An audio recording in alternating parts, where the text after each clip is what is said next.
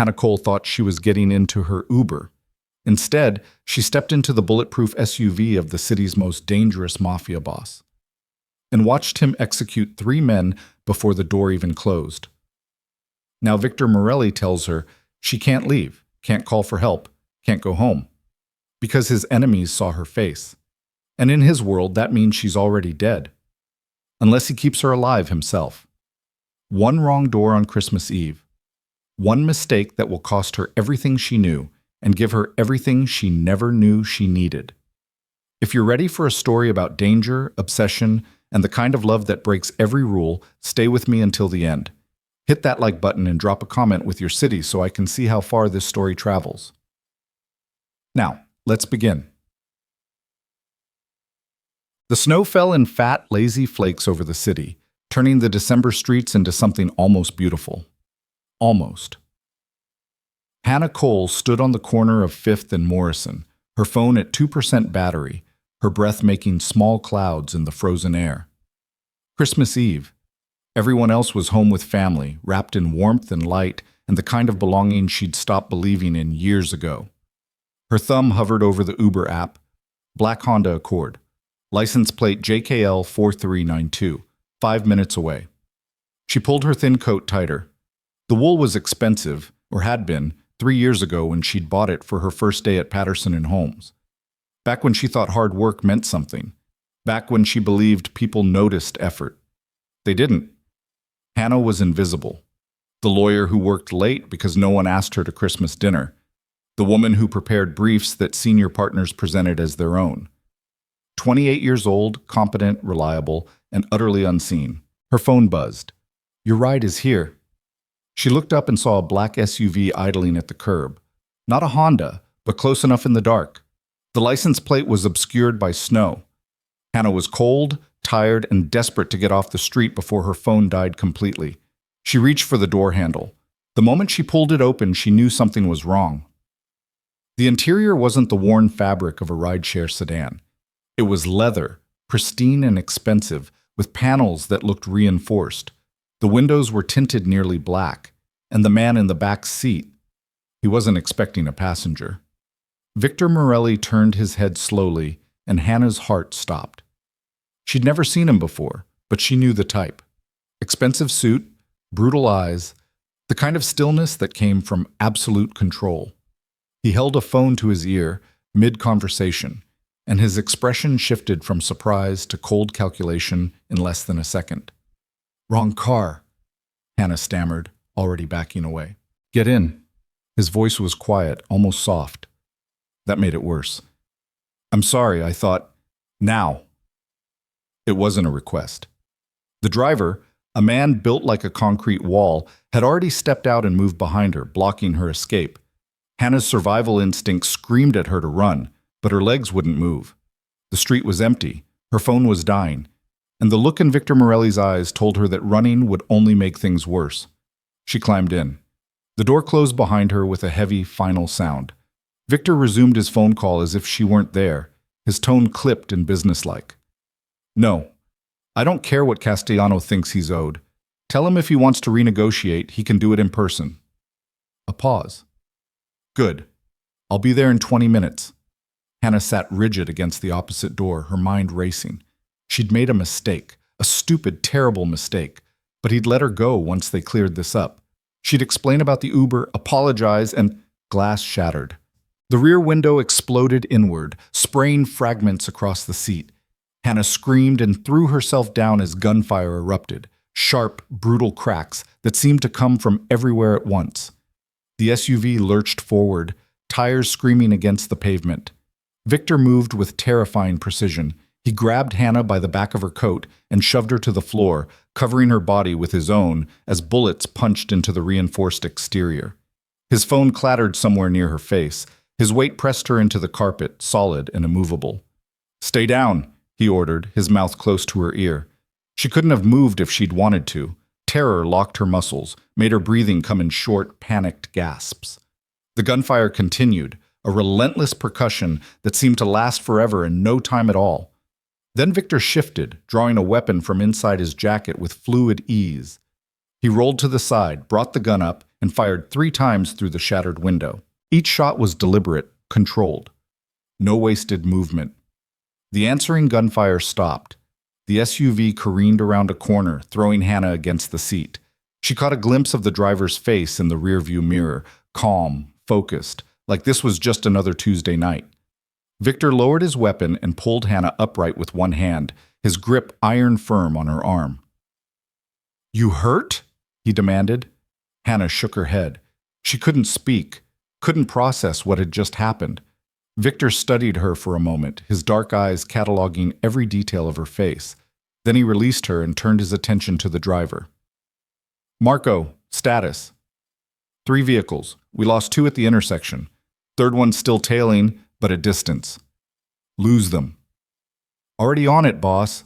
The SUV accelerated, weaving through side streets with practiced efficiency. Hannah pressed herself into the corner, her whole body shaking. This wasn't real. Couldn't be real. She was supposed to be home by now, alone in her apartment with leftover takeout and a bottle of wine. Not, "What's your name?" Victor's voice cut through her spiraling thoughts. She looked at him, really looked at him for the first time. He was younger than she'd initially thought, mid-30s maybe, with sharp features and dark hair that fell across his forehead.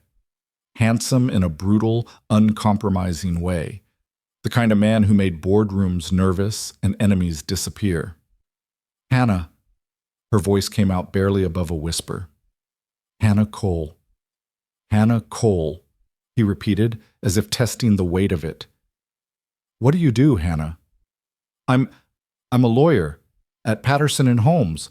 I thought this was my Uber. I swear, I didn't mean to." "A lawyer." Something shifted in his expression. Not quite amusement, but close. "You work late on Christmas Eve?" "I don't—" She stopped, hearing how pathetic the truth would sound. No family, no plans, nothing waiting for her but an empty apartment. "Yes." He nodded slowly, still watching her with that unnerving intensity. "You see the men shooting at us?" Hannah's stomach dropped. "I didn't see anything. I don't know anything. Please, just let me out. I won't say anything to anyone, I promise." "You saw my face," Victor said quietly. "You're sitting in my vehicle. And 3 members of the Castellano family just tried to kill me while you were in the car." He leaned back against the seat, almost casual despite the shattered window and bullet holes. "You think I can just drop you at home and hope for the best?" "I won't tell anyone. I swear. I'll forget this ever happened." "Will you?" It wasn't a question. Victor pulled out his phone, not the one that had fallen earlier, but a second device from his jacket, and made a call. "Luca, I'm bringing someone to the estate. Female, late 20s, civilian. She got caught in the crossfire." A pause. "No, she's coming with me. Prepare a room." He ended the call and looked at Hannah. "You're not going home tonight." The words hit her like a physical blow. "You can't." "I can, and I am." His tone was matter-of-fact, as if they were discussing the weather. "The Castellanos saw you in this vehicle. They have surveillance on every block in the financial district. Right now they're trying to identify you, and when they do, they'll assume you're important to me, which means you're leverage, or you're a witness. Either way, you're dead." Hannah felt the blood drain from her face. "This is insane. I'm nobody. I'm not important." "You are now." The SUV pulled through a gate that Hannah hadn't even seen them approach. Tall iron bars, security cameras, walls topped with something that might have been decorative metalwork or might have been something more sinister. The estate beyond was massive, a sprawling mansion lit with tasteful white lights, looking like something from a magazine spread, or a fortress. The vehicle stopped in a circular driveway. Marco opened the door and Victor stepped out, then turned to offer Hannah his hand. She stared at it like it might bite her. "I'm not staying here," she said, her voice stronger than she felt. "Yes," Victor replied calmly. "You are." "You can't just kidnap me. I'm protecting you. There's a difference." He leaned down, his eyes meeting hers. "You have 2 choices, Hannah Cole. You can come inside where it's warm and safe, where my people will make sure nothing happens to you, or you can insist on leaving, and I'll have Marco drive you home. And you can see how long it takes the Castellanos to find you." He straightened. "I'm guessing less than 4 hours. They're efficient like that. Hannah's hands clenched into fists. This is illegal. False imprisonment. Kidnapping. I'm a lawyer. I know. Then sue me. Victor turned and walked toward the entrance. After you're alive to do it. Marco, help Miss Cole inside. Gently. The driver appeared at her door, his expression not unkind. Ma'am, he's not wrong about the danger, and he's not going to hurt you. Boss doesn't hurt civilians. He kills people, Hannah whispered. People who try to kill him first, Marco corrected. There's a difference. Come on, it's freezing out here. Hannah looked at the open gate behind them. She could run, scream, make a scene. And then what? She didn't know where she was. Her phone was dead. And somewhere in the city, people who'd just tried to murder Victor Morelli thought she mattered to him. She stepped out of the SUV. The mansion's interior was warm, beautifully decorated with understated Christmas elegance, garlands on the banisters, a massive tree in what looked like a formal living room, the scent of pine and cinnamon in the air. It should have been welcoming. It felt like a cage. A woman appeared from a side hallway, small and elegant, probably in her 60s, wearing a gorgeous cream-colored dress and enough diamonds to fund Hannah's rent for a year. She took one look at Hannah's terrified face and Victor's blood-spattered sleeve and made a small sound of exasperation. Victor Alessio Morelli, what have you done now? Hello, Mother. Victor's tone softened, just slightly. We had an incident. This is Hannah Cole. She needs a room. An incident. The woman, his mother, moved closer to Hannah, her dark eyes sharp but not unkind. You look half frozen, dear, and terrified. What did my son do to you? I got in the wrong car, Hannah heard herself say. The wrong... Understanding dawned on the older woman's face, followed by something that looked almost like sympathy. Oh, you poor thing. Victor, you can't just bring random women home because they accidentally... She was seen, Mama. Victor's voice hardened. Castellanos. Multiple witnesses. She's a target now. His mother's expression shifted, all warmth disappearing. I see. She turned to Hannah and her voice became brisk, efficient. I'm Sophia Morelli. You'll stay in the blue guest room. We'll find you something clean to wear and you'll join us for dinner. Victor, go wash up. You're dripping on the marble. Hannah's head was spinning. I don't understand what's happening. You're staying here until it's safe for you to leave, Sophia said firmly. And I know my son looks like a barbarian, but he won't let anything happen to you. Now come with me, dear. You need tea and a warm bath in that order. Before Hannah could protest, Sophia had looped an arm through hers and was guiding her up the staircase. Behind them, Victor spoke quietly to Marco, his words too low to hear. Hannah caught a glimpse of him as she reached the landing, standing in the foyer, blood on his sleeve, guns still visible inside his jacket, looking every inch the dangerous criminal he clearly was. And yet he'd covered her body with his own when the shooting started. The blue guest room was larger than Hannah's entire apartment. Floor-to-ceiling windows overlooked gardens lit with tiny white lights. A four-poster bed dominated the space, dressed in what looked like Egyptian cotton. The attached bathroom had heated floors and a tub big enough to drown in. Sophia produced clothing from somewhere, soft pants, a cashmere sweater, undergarments still in packaging. These should fit. You're about my size 30 years ago. She smiled, but it didn't reach her eyes. I'm sorry you're frightened, but Victor wouldn't have brought you here if you weren't in real danger. He could just let me go, Hannah said desperately. Could he? Sophia moved to the window, looking out at the gardens. My son has many flaws, Hannah. He's brutal when he needs to be. He makes choices I don't always understand or approve of, but he doesn't lie about danger. If he says the Castellanos would hurt you, he's right. She turned back. The question is whether you trust him to keep you safer than they would harm you. I don't know him. No, you don't. Sophia moved toward the door, then paused. But you will. Victor doesn't do anything halfway. If he's decided to protect you, he'll protect you, whether you want him to or not. The door closed softly behind her. Hannah stood in the middle of the elegant room, still wearing her thin coat, her whole body shaking with delayed shock. This morning, she'd been invisible. Hannah Cole. The lawyer nobody noticed. Now she was a prisoner in a Mafia mansion, protected by a man who killed people because she'd stepped into the wrong car on Christmas Eve. She walked to the window and looked out at the estate. The gates were closed. Armed men patrolled the perimeter. Beyond the walls, the city glittered with holiday lights, full of people drinking eggnog and opening presents and living normal lives. Hannah pressed her palm against the cold glass. She had a terrible feeling she'd never have a normal life again. Downstairs, Victor stood in his study, watching the security feeds. Hannah Cole was visible in the blue room, standing at the window like a bird testing the bars of its cage. Luca entered without knocking. Background check is running. Should have full details within the hour. What do we know so far? Associates at Patterson and Holmes, been there 4 years, no criminal record, no family, lives alone in a studio apartment in the financial district. Luca paused. She's nobody, boss. Just like she said. Victor's jaw tightened. She's not nobody anymore. The Castellanos? We'll have her identified by morning. Victor turned from the screens. I want eyes on her apartment, her office, anyone she's had contact with in the past month, and I want to know the second they make a move. You think they'll come after her? I think they'll use her if they can. Victor's hands curled into fists. She's civilian, young, scared. They'll see her as an easy target, leverage against me. So we protect her until the heat dies down. Few weeks, maybe a month. Victor said nothing.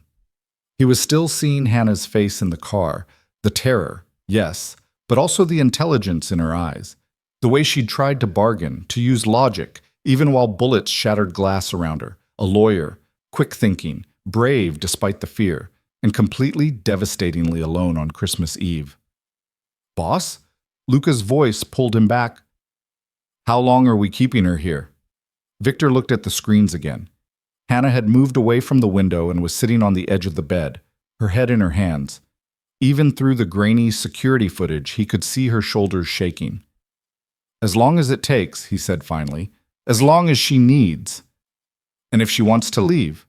Victor's expression hardened. Then we convince her that staying is the better option. She's not going to like that. No, Victor agreed. She's not. But she was alive, and as long as she was under his protection, she would stay that way, even if she hated him for it. Yeah, Hannah didn't sleep. How could she? Every sound made her jump. Footsteps in the hallway, wind against the windows, the creak and settle of an unfamiliar house. She tried the door around midnight and found it unlocked, which was somehow worse than if it had been sealed. She was free to move around the mansion, but where would she go? The gates were locked. The guards were armed. And outside those walls, people wanted her dead. She watched the sky lighten through the windows, Christmas morning arriving with cold winter sun. Somewhere in the city, children were opening presents. Families were gathering. Normal people were living normal lives.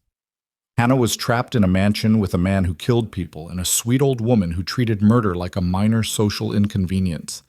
A knock at the door made her flinch. Hannah? Sophia's voice, warm and concerned. May I come in, dear? Hannah didn't answer, but the door opened anyway. Sophia entered carrying a tray, coffee, pastries, fruit. She set it on the small table by the window and studied Hannah with those sharp, knowing eyes. You didn't sleep. Would you? Probably not. Sophia poured coffee into delicate china cups. But you need to eat, and then we need to talk. About what? How long I'm going to be held prisoner here? About the fact that you're not a prisoner. Sophia's tone was gentle but firm. The doors are unlocked. The gates will open if you ask. Victor won't stop you from leaving. Hannah stood up, hope flaring in her chest. Really? Really. But Hannah... Sophia's expression grew serious. Before you decide to go, I need you to understand what you're walking into. She pulled out her phone and showed Hannah a photo. 3 men, professional looking, standing outside a familiar building. Hannah's apartment building. Her blood ran cold. When was this taken? 2 hours ago. Sophia swiped to another photo. More men, these ones outside Patterson and Holmes. And these were positioned at your office. The Castellanos know who you are, where you live, where you work. They're waiting for you to come back. Hannah sank into the chair, her legs suddenly weak. What do they want? To see if you matter to Victor, to test whether he'll sacrifice resources to protect you. And if you do matter, Sophia's voice softened, then you become leverage, a way to hurt him. But I don't matter to him. I'm nobody. You were in his car during an attack. You saw his face, his operation, his vulnerabilities. Sophia set the phone aside. In their world, that makes you valuable. Either as a witness they need to silence, or as bait they can use. Hannah's hands trembled as she lifted the coffee cup. So what am I supposed to do? Stay here. Let Victor protect you until the situation resolves. And how long will that take? Sophia hesitated. I don't know. Days? Weeks? Months? Hannah's voice rose. I have a job. A life. I can't just disappear. Your life is worthless if you're dead, dear. The blunt words hit like a slap. Hannah stared at the older woman, seeing not sympathy but hard, practical reality in her eyes. This was Sophia's world, where violence was a Tuesday, where protection meant captivity, where wrong turns on Christmas Eve could end in blood and bullets. I want to talk to Victor, Hannah said finally. Of course. He's expecting you for breakfast. Sophia stood, smoothing her dress. Wear the blue sweater. It brings out your eyes. She left before Hannah could respond. 15 minutes later, Hannah descended the staircase, wearing the clothes Sophia had provided and feeling like an imposter in someone else's life. The mansion looked different in daylight, still elegant but also fortified. She noticed cameras in corners, reinforced doors, windows that were probably bulletproof. Voices drew her to a formal dining room where Victor sat at the head of a long table, reading something on a tablet. He changed into fresh clothes, dark slacks, a white shirt open at the collar. Without the blood and gun, he looked almost civilized. Almost. He glanced up when she entered, and his expression shifted, something that might have been approval, quickly masked. Hannah, sit. It wasn't an invitation. She took the chair farthest from him. Your mother said I could leave if I wanted to. You can. Victor set the tablet aside. But you won't. You sound very sure. I am.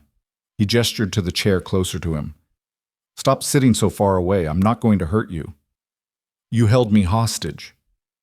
I kept you alive. Victor's tone remained calm, reasonable. There's a difference.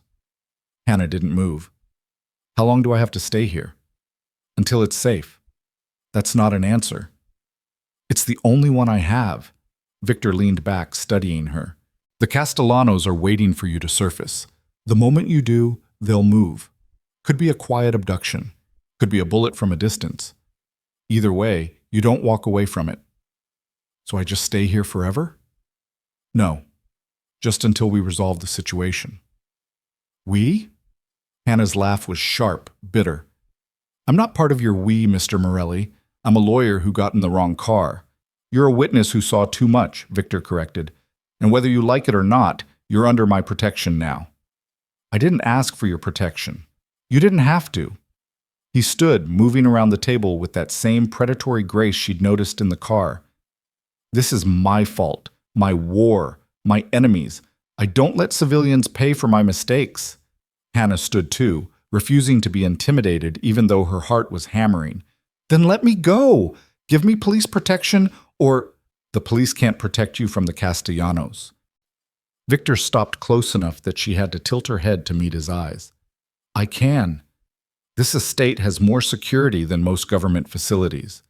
My men are trained, loyal, and lethal. No one gets through these gates unless I allow it. That doesn't make me less of a prisoner. It makes you alive. His voice dropped, becoming almost gentle. I know you're scared. I know this isn't what you wanted. But I need you to trust that I'm doing what's necessary to keep you breathing. Why? Hannah demanded. Why do you care? You don't know me.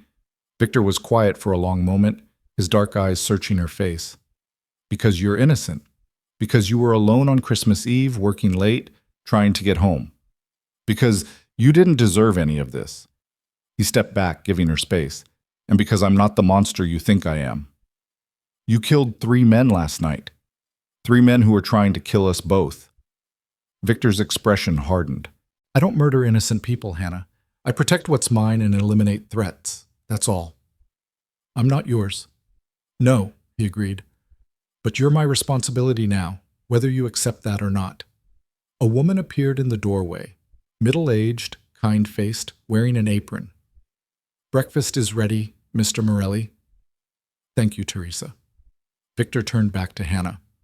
"Sit, eat, and then I'll show you why leaving would be a mistake." Hannah wanted to refuse, wanted to run for the gates, demand her freedom, scream at the injustice of being trapped because of one wrong decision. But the photos Sophia had shown her were real. The men outside her apartment were real. The danger was real. She sat. Breakfast was elaborate. Eggs, bacon, fresh fruit, pastries that probably cost more than her weekly grocery budget. Hannah picked at her food while Victor ate with methodical efficiency, answering emails on his phone. Sophia joined them, chatting pleasantly about Christmas traditions and asking Hannah innocuous questions about her work. It was surreal, civilized, like being held hostage by people who read etiquette books. After breakfast, Victor led Hannah to his study, a room lined with bookshelves and dominated by a massive desk with multiple computer screens. He pulled up security footage showing her angles of her apartment building, her office, the coffee shop where she usually grabbed lunch. In each frame, men lingered, watching, waiting. "These are Castellano's soldiers," Victor explained, his tone businesslike. "Low level but effective. They've been in position since 3 this morning." He zoomed in on one man's face. "This one has a history of violence against women. This one prefers long-range kills." Another zoom. "This one makes people disappear slowly." Hannah felt sick. "How do you know all this?" "Because it's my business to know." Victor closed the screens. "The Castellanos are a rival family. We've been circling each other for years, maintaining an uneasy peace. Last night's attack was them breaking that peace. And you," he looked at her, "you're the collateral damage they'll use to hurt me. Unless I stay here." "Unless you stay here," he confirmed, "under my protection, safe." Hannah wrapped her arms around herself, suddenly cold despite the warmth of the study. "For how long?" "I have people working on a solution. Could be days, could be weeks." Victor's expression softened fractionally. "I know it's not ideal, but it's better than the alternative." "Which is?" "You don't want to know." She probably didn't.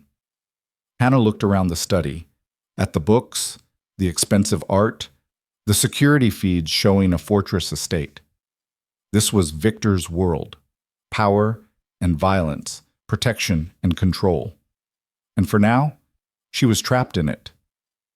"What am I supposed to do here?" she asked quietly. "Whatever you want. There's a library, a gym, grounds to walk.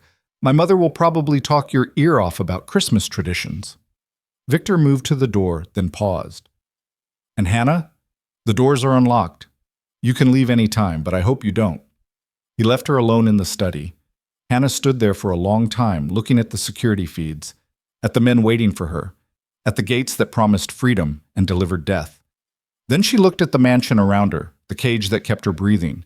She thought about running, about calling the police, demanding protection, refusing to be controlled by a man who killed people and called it protection. But she was a lawyer. She understood evidence, probability, risk assessment. And the evidence was clear. Out there, she was dead. In here, she was alive. Hannah Cole had always been invisible, overlooked, forgotten.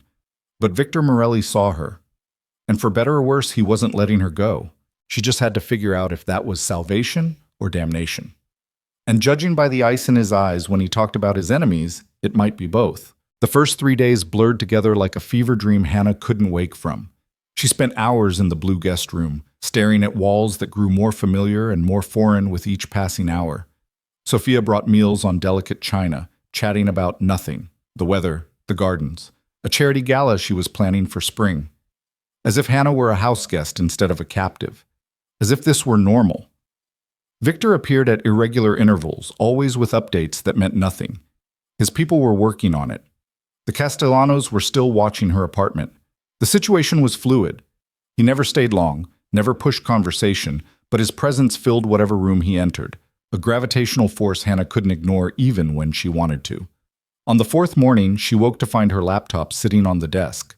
Hannah sat up slowly, staring at it like it might explode. She hadn't seen her belongings since that night, hadn't asked for them, assuming they were gone forever, destroyed or confiscated or sitting in her apartment while strange men kept watch. But here it was. Her laptop, her charger, even her phone, fully charged and sitting beside a note in heavy masculine handwriting. Your office thinks you're sick with flu. Email access is enabled but monitored for your safety. Phone works, but outgoing calls are restricted. Library is downstairs, second door on the left. Hannah picked up the phone with shaking hands. The lock screen showed dozens of missed calls from work, a few texts from acquaintances wondering if she was okay. Nothing urgent, nothing that suggested anyone had noticed she'd vanished off the face of the earth. Because nobody would notice. She'd been invisible before Victor Morelli made her visible in the worst possible way. She grabbed the laptop and left the blue room, suddenly desperate for space that wasn't decorated in calming neutrals and expensive fabrics. The mansion was quiet at this hour, just after dawn, the winter sun barely breaking through heavy clouds. Her bare feet made no sound on the marble floors as she found the library Victor had mentioned. It was beautiful. 2 stories of books, floor-to-ceiling windows overlooking snow-covered gardens, leather furniture that looked older than Hannah's entire family tree. A fire crackled in an enormous fireplace, suggesting someone had known she'd come. Hannah curled into a chair near the windows and opened her laptop. Work emails flooded in, assignments she was supposed to complete, briefs that needed reviewing, partners asking for updates on cases she'd been handling. The ordinary machinery of her ordinary life still grinding forward without her. She started typing responses, falling into familiar patterns. Work was safe. Work made sense. Work didn't involve bullets or armed guards or dangerous men who looked at her like she was a puzzle they needed to solve. You're up early. Hannah jumped, nearly dropping the laptop. Victor stood in the doorway wearing running clothes and a light sheen of sweat. He'd been exercising. Of course he had. Criminals probably needed to stay in shape for all that murdering. You gave me my laptop, she said, her voice sharper than intended. You're a lawyer. I assumed you'd want to work. He moved into the room, grabbing a towel from somewhere and wiping his face. Your office believes you have flu. Try to keep your emails consistent with that story. You hacked my email? I had someone monitor it, Victor corrected. There's a difference. That's illegal. So is attempted murder, but the Castellanos don't seem concerned. He tossed the towel aside and studied her. You look better, less terrified. I'm not less terrified. I'm just better at hiding it. Something shifted in his expression. Approval, maybe, or respect. Good. Fear makes you careful, but panic makes you stupid. Hannah set the laptop aside. How long have you been awake? Since 4. I don't sleep much. Guilty conscience? Victor's smile was cold, sharp. No, just aware that people who sleep deeply tend to wake up dead. He moved to the bookshelves, running his fingers along leather spines. You like to read? When I have time. You have time now. He pulled out a book, something leather-bound and old, and handed it to her. First edition Hemingway. Careful with it. Hannah took it automatically, surprised by the weight, the smell of aged paper and expensive binding. Why are you being nice to me? I'm not being nice. I'm being civilized. Victor sat in the chair across from hers, close enough that she could see the slight scar above his left eyebrow, the way his dark eyes tracked every micro-expression on her face. There's a difference. Everything with you has a difference. Because the world isn't binary, Hannah. People aren't good or evil. They're complicated. He leaned back, completely relaxed, despite the fact that he'd just been running and was now sitting in a library discussing philosophy with a woman he'd essentially kidnapped. You think I'm a monster because I kill people. I think I'm a businessman who protects his interests. We're both right. That's insane. That's reality. Victor's tone remained calm, almost professorial. I didn't choose this life.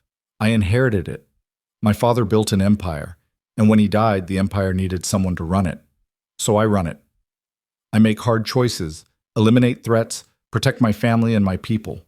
That makes me a criminal in your world. In mine, it makes me responsible. Hannah clutched the Hemingway. You're trying to justify murder. I'm trying to help you understand context. He stood, moving to the windows. The men who attacked us? They've killed 17 people in the past 2 years. Women, children, doesn't matter to them. They burn businesses that don't pay protection money. They traffic drugs into schools. The Castellanos are genuinely evil, Hannah. I'm just pragmatic. That doesn't make you good. No, Victor agreed quietly. But it makes me better than them. And right now, I'm the only thing standing between you and people who would hurt you in ways you can't even imagine. The words hung in the air between them. Heavy with truth Hannah didn't want to acknowledge. She'd seen the security feeds, knew the men waiting for her weren't concerned about legality or morality. They wanted to use her, hurt her, make her a message written in blood. I hate this, she whispered. I know. Victor turned back to face her, and for just a moment something almost human flickered in his eyes. But you're handling it better than most would. You're still thinking, still fighting. That's good. That's how you survive. I don't want to just survive. I want my life back. You'll get it, when it's safe. When? Hannah stood, frustration boiling over. You keep saying that, but you never give me a timeline. Days? Weeks? Am I supposed to just live here indefinitely while you fight your war? Victor's expression hardened. Would you rather I put you on the street and let them take you? Because I can arrange that. One phone call and you walk out that gate. We'll see how long you last. That's not fair. None of this is fair. His voice rose, controlled anger bleeding through. You think I wanted this? You think I enjoy having a civilian caught in the crossfire? I brought you here because the alternative was letting you die, and I'm not that man. But don't mistake protection for imprisonment, Hannah. You're alive because I'm keeping you alive. They stared at each other, tension crackling like the fire in the hearth. Hannah's heart pounded, but she didn't back down. Couldn't. If she let Victor Morelli intimidate her, she'd lose the last shred of control she had. I'm grateful, she said finally, forcing the words out, for the protection. But I'm also scared and angry, and I don't know how to just accept this. Victor's shoulders relaxed fractionally. Then don't accept it. Fight it. Question everything. Just do it from inside these walls where you're safe. A knock at the door interrupted them. Marco appeared, his expression grim. Boss, we have a situation. Victor's entire demeanor shifted, from almost human to predator in a heartbeat. What kind? They hit your club on 5th, firebombed the back entrance, shot up the bar. No casualties, but it's a message. How long ago? 20 minutes. Emergency services are on scene. Victor cursed in Italian, sharp, vicious words that needed no translation. He looked at Hannah. Stay here. Don't leave the estate. What's happening? The Castellanos are escalating. He was already moving toward the door. Marco, double security on the perimeter. I want eyes on every entrance, and I want Hannah's location tracked at all times. Victor, Hannah started. He turned back, and the look in his eyes made her breath catch. Cold fury, barely restrained. This was the man who'd killed 3 people without hesitation, the man who ran an empire built on violence and fear. Stay, here. Each word was precise, final. I'll be back tonight. Then he was gone, Marco following, and Hannah was alone in the library with a first edition Hemingway and the growing realization that Victor's world was pulling her deeper with every passing hour. She didn't leave the library, partly because Victor had ordered her to stay, but mostly because she didn't know where else to go. The mansion felt simultaneously too large and too small, endless rooms she could explore, but all of them still inside walls she couldn't cross. Sophia found her around noon carrying tea and sandwiches Hannah hadn't asked for. You heard about the club, the older woman said, settling into Victor's chair with the ease of someone who'd lived through worse. Marco mentioned it. The Castellanos are trying to draw Victor out, make him angry enough to do something reckless. Sophia poured tea with steady hands. It won't work. My son is many things, but reckless isn't one of them. Hannah accepted the cup. Does this happen often? Often enough. The families have been at each other's throats for generations. Sometimes it's quiet, Cold War. Sometimes it's this. She gestured vaguely, encompassing firebombs and shootings with the same tone someone might use to discuss bad weather. It passes. It always passes. And people die. Yes, Sophia said simply. People die. That's the price of this life. Hannah set down her cup, suddenly unable to stomach the idea of eating. How do you live with it, knowing your son kills people? Sophia was quiet for a long moment, her dark eyes distant. Victor was 8 years old when his father was murdered, shot in our driveway while Victor watched from his bedroom window. The men who did it were never caught, never punished. The police called it gang violence and filed it away. Hannah felt something twist in her chest. I'm sorry. Don't be sorry, just understand. Sophia's voice remained steady, but pain flickered beneath. Victor learned that day that law doesn't protect people like us. That if we wanted justice, safety, protection, we had to take it ourselves, so that's what he did. He became strong enough, ruthless enough, smart enough that no one could hurt his family again. That doesn't justify. No, it doesn't, Sophia agreed, but it explains. My son isn't a good man, Hannah, but he's not an evil one either. He's a survivor who does what's necessary to protect what he loves. And what does he love? Sophia smiled, sad and knowing. So very little. Which is why when he decides something matters to him, he'll burn the world to keep it safe.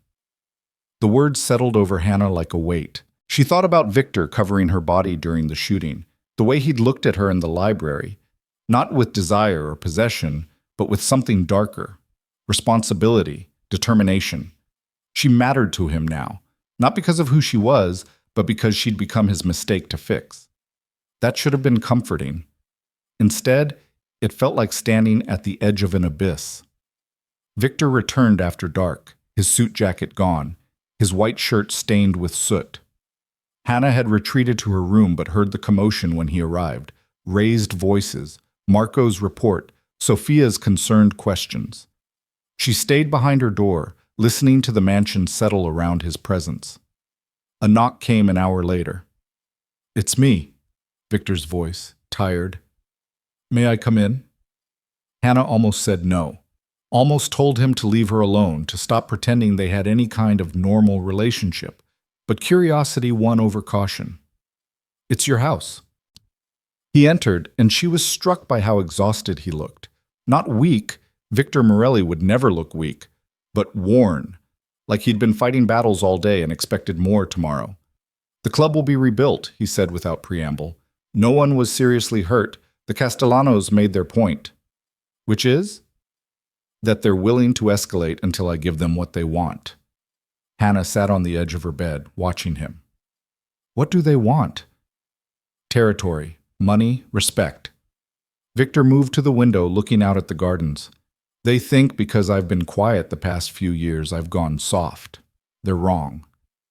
What are you going to do? What I have to. He turned to face her. But that's not why I'm here. I came to tell you that I'm increasing security, more men on the grounds, stricter protocols. You won't be able to move around the estate as freely. So even less freedom. So more protection. His tone sharpened. They're getting aggressive, Hannah. That means they're getting desperate. And desperate men make stupid choices. Like firebombing a nightclub? Like trying to grab you to use as leverage. Victor crossed the room, stopping close enough that Hannah had to tilt her head back to meet his eyes. I need you to take this seriously. I need you to understand that every rule I'm putting in place is to keep you breathing. I understand, Hannah said quietly. I'm scared, but I understand. Something shifted in his expression, surprise, maybe, that she'd admitted the fear out loud. Good. Fear keeps you alert. Your mother said the same thing. My mother is a smart woman. Victor reached out, then seemed to think better of it, his hand falling back to his side. Get some rest. Tomorrow I'll show you the safe room, just in case. In case of what? In case they're stupider than I think they are. He left, and Hannah sat in the dark for a long time, processing. The mansion that had felt like a cage now felt like a fortress under siege, and she was trapped inside with a man who killed people and called it protection, who looked at her like she was both a problem and a solution he couldn't quite figure out. She thought about her apartment, sitting empty while strange men watched, her office, where people assumed she had flu. Her life, paused and waiting for her to come back to it, if she ever could. The next morning, Victor was waiting for her in the breakfast room, dressed in another expensive suit, looking like he'd slept perfectly even though Hannah suspected he'd barely closed his eyes. "Eat first," he said, gesturing to the spread Teresa had prepared. "Then I'll show you the protocols." Hannah poured coffee, her hands steadier than they'd been days ago. "Protocols for what?" "Worst-case scenarios." Victor's tone was matter-of-fact, like they were discussing calendar appointments. "If there's a breach, you go to the safe room. It's in the basement, reinforced steel, independent air supply, communication systems. You lock yourself in and don't come out until I personally tell you it's clear." That sounds terrifying. "It's practical." He pulled out a tablet, showing her floor plans of the mansion. 3 ways to get there from your room. Memorize them." Hannah studied the routes, her lawyer brain cataloging escape paths, calculating times, identifying vulnerabilities. "How often does this happen? People breaching your security?" "Never." Victor's eyes met hers. "But I don't plan for the likely. I plan for the catastrophic." They spent the morning walking through scenarios. Victor showed her the safe room, a bunker disguised as wine storage, with supplies for a week and weapons Hannah hoped she'd never need to use. He taught her the security codes, the hand signals his men used, the radio protocols for emergencies. It was methodical, thorough, and absolutely insane. "You really think they'd attack your home?" Hannah asked as they climbed back upstairs. "I think they'd do anything if they thought it would work." Victor paused on the landing. "But they won't, because I'm better at this than they are." "You sound very confident." "I've been doing this for 15 years, Hannah. I know how men like the Castellanos think. I know their patterns, their weaknesses, their breaking points." He continued up the stairs. "They'll make noise, destroy property, try to bait me into a confrontation, and then they'll either accept a negotiated settlement or they'll overreach and I'll end them." The casual way he said it, "I'll end them," sent ice down Hannah's spine. This was Victor's normal.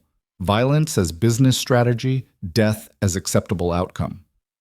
"Come on," he said, noticing her hesitation. "I want to show you something else." He led her to a different wing of the mansion, one she hadn't explored. The rooms here were more personal, family photos on walls, lived-in furniture, the accumulation of decades. Victor stopped at a door and pushed it open. Inside was an office, but not like his study. This one was warmer, more cluttered, with books stacked on every surface and a desk covered in papers. Photos lined the walls. A younger Victor with his parents, Sophia in an elegant gown, a man who must have been his father. "This was his office," Victor said quietly. "I keep it the way he left it." Hannah moved slowly through the room, taking in the details. Legal documents, business records, personal notes in the margins. This man had been organized, methodical, careful. "He looks like you," she said, studying a photo of father and son. "Everyone says that." Victor picked up a framed picture, himself at maybe 10 years old, grinning at the camera with uncomplicated joy. "He wanted me to go legitimate, finish school, become a lawyer or businessman, clean money, clean life."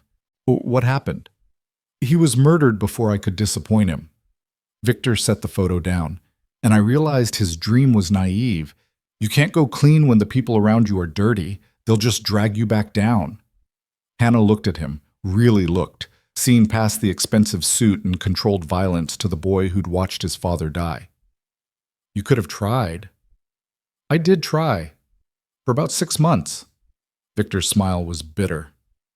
Then the vultures started circling. Other families trying to take our territory, thinking a teenager couldn't hold power. I had 2 choices: fold and lose everything, or become harder than all of them combined.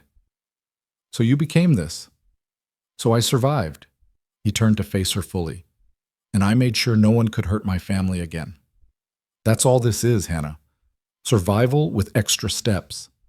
She wanted to argue, to point out the difference between survival and empire building. But standing in his dead father's office, seeing the weight of legacy in his eyes, she understood something crucial. Victor Morelli wasn't cruel.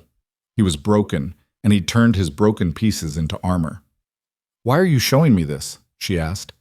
Victor was quiet for a moment. "Because you think I'm a monster, and maybe I am. but I want you to understand why. Does it matter what I think? Yes, he said simply. It does.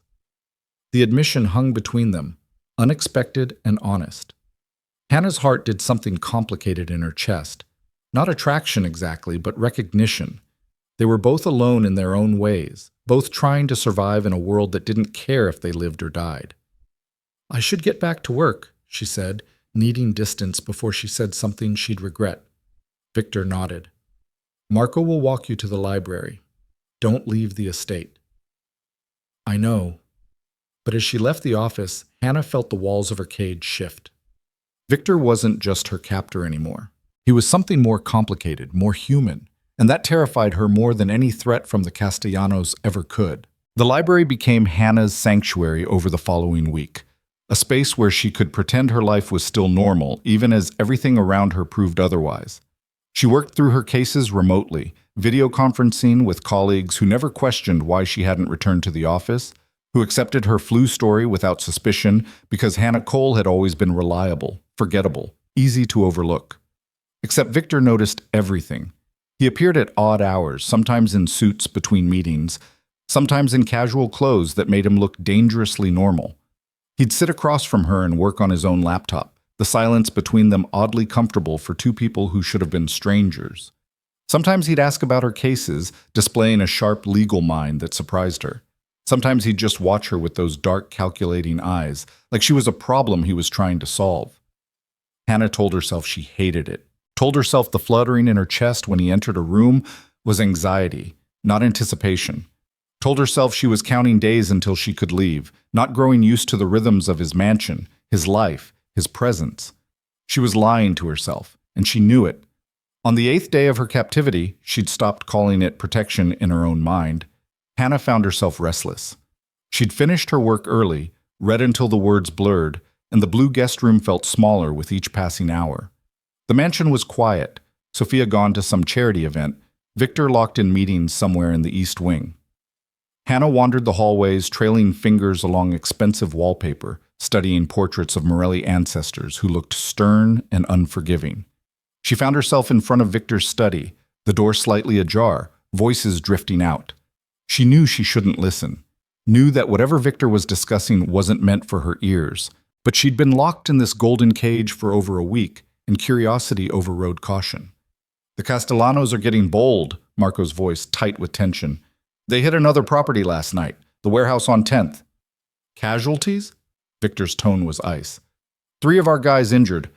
They'll live, but boss, this is the 4th hit in 6 days. They're not backing down. They're testing boundaries. A pause, the sound of liquid being poured. What about the girl? Any movement on her apartment? Hannah's breath caught. They were talking about her. Still watching it, still waiting for her to show. Another voice, someone Hannah didn't recognize. They've got patience. I'll give them that. Patience runs out. Victor again, quiet and deadly. Especially when they're not getting results.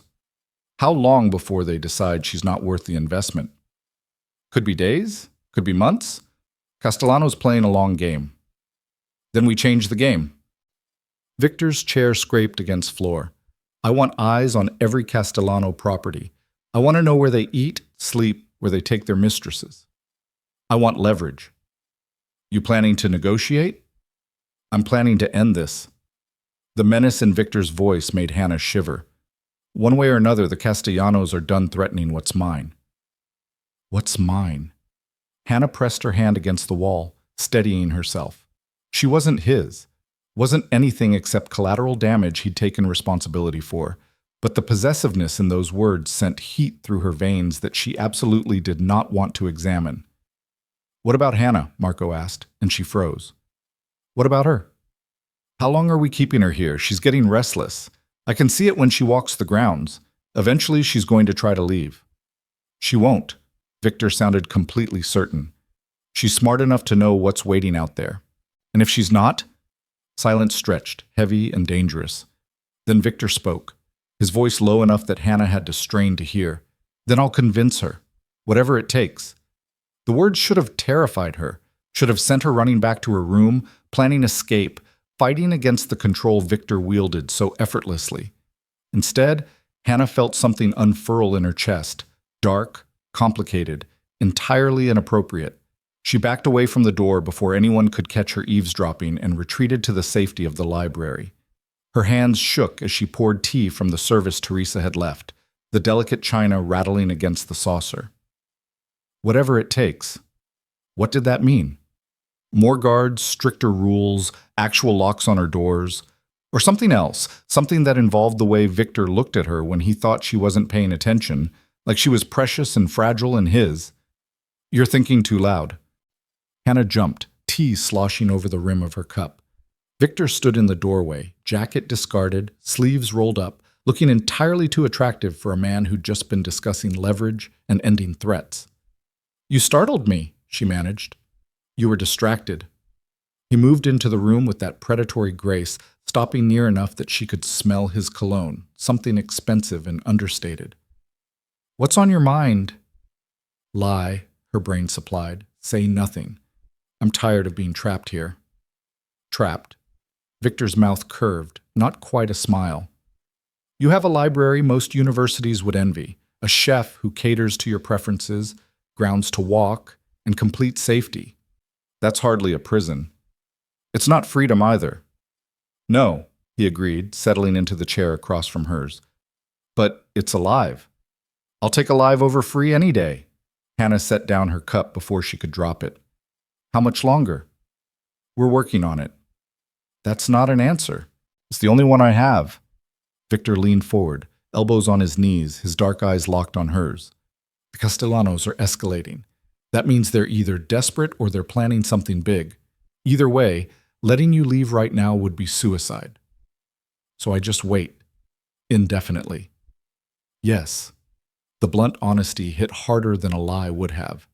Hannah stood, pacing to the windows, looking out at gardens she could walk but never leave. I had a life, Victor. A job, an apartment, routines.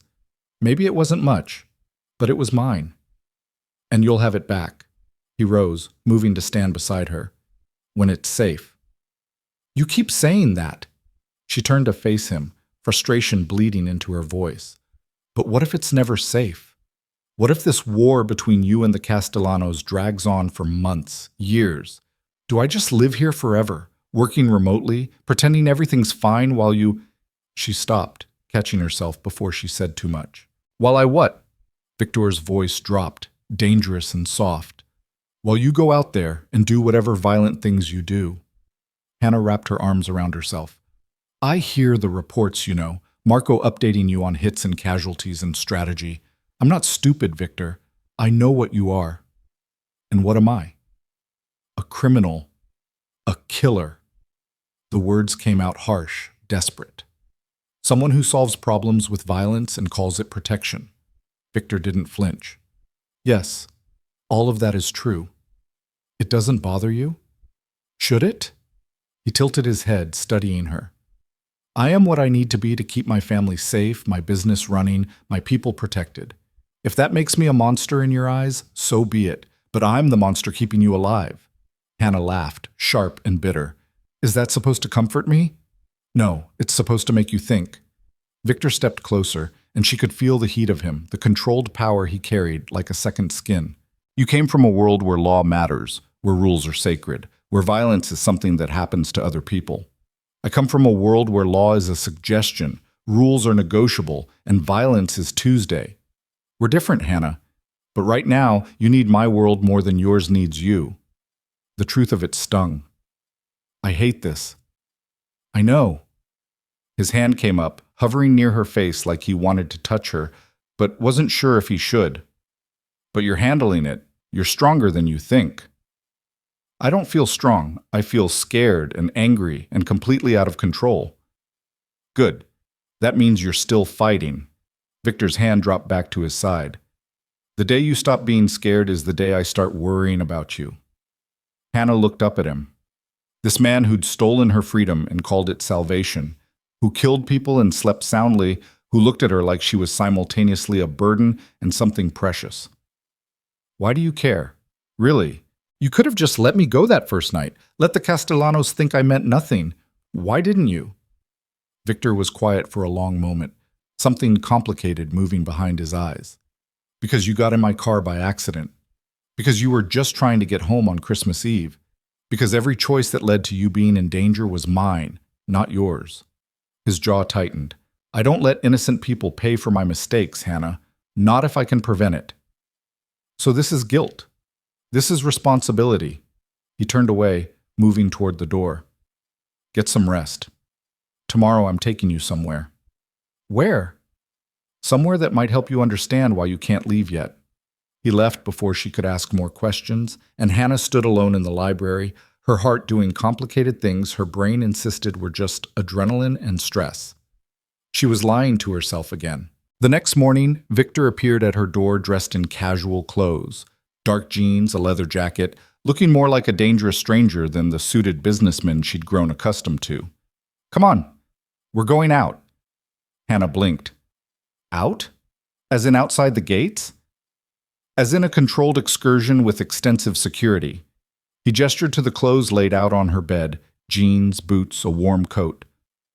Get dressed. 5 minutes. She wanted to ask questions, demand explanations, but Victor was already gone. Hannah dressed quickly, her hands trembling with something that felt dangerously like excitement. Outside. She was going outside the mansion for the first time in 9 days. Marco was waiting by an armored SUV, along with 2 other men Hannah recognized from the security team. Victor helped her into the back seat, his hand on her elbow, brief and impersonal, then climbed in beside her. Where are we going? She asked as the gates opened. You'll see. The city looked different than Hannah remembered. Brighter, busier, full of people living normal lives while she'd been locked away. She pressed her face to the window like a child, drinking in the ordinary magic of strangers and traffic, and life happening without her. They drove for 20 minutes, leaving the upscale neighborhood where Victor's estate sat and moving into grittier territory. The buildings here were older, shabbier, marked with graffiti and the wear of hard living. Victor's expression remained neutral, but Hannah saw tension in his shoulders, the way his eyes constantly scanned their surroundings. The SUV stopped in front of what looked like an abandoned factory. Marco and the other guards exited first, checking the perimeter before Victor opened the door. Stay close, he ordered, and Hannah followed. Inside, the factory had been converted into something else. A community center, maybe, with fresh paint covering old brick, new windows letting in winter light. Children's artwork decorated one wall. A basketball court took up the main floor. Tables and chairs suggested meal service. A woman emerged from an office, her face lighting up when she saw Victor. Mr. Morelli, I wasn't expecting you today. Maria, how are things? Victor's entire demeanor softened, becoming something Hannah had never seen before, almost gentle. Busy. We served 200 meals yesterday, had 30 kids in the after-school program. The new computers you donated are already getting constant use, Maria beamed. You've changed lives here, Mr. Morelli. You know that, right? You're the one changing lives. I just write checks. He gestured to Hannah. This is Hannah. I wanted to show her the center. Maria's smile widened. Welcome. Let me give you the tour. Hannah followed in a daze as Maria showed them through the facility. Classrooms where kids learned job skills, a kitchen that served free meals to anyone who needed them, counseling offices staffed by social workers. Everything was clean, well-maintained, clearly loved.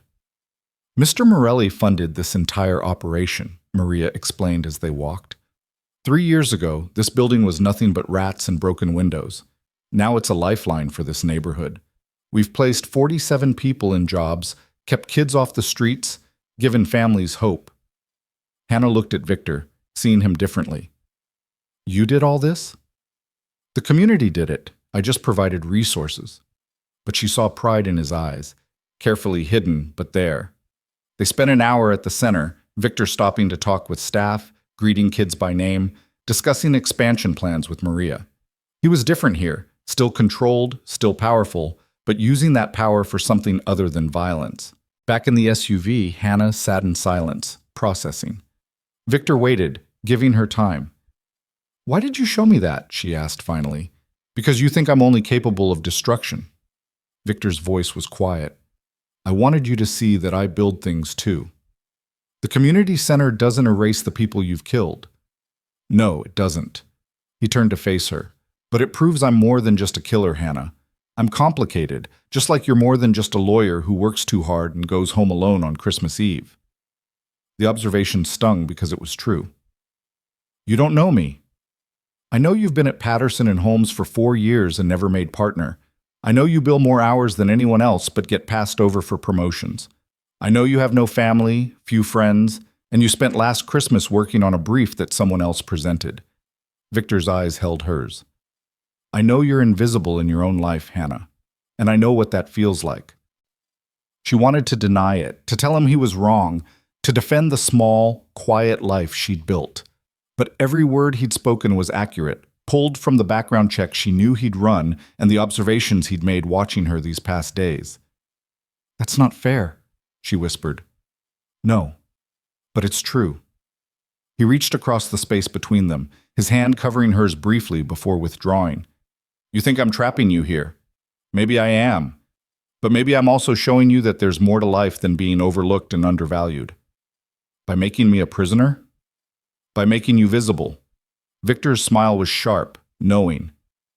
You matter here, Hannah. To my mother, to the staff, to me. When's the last time you mattered to anyone? The question hit like a physical blow. Hannah turned away, looking out the window as tears burned behind her eyes.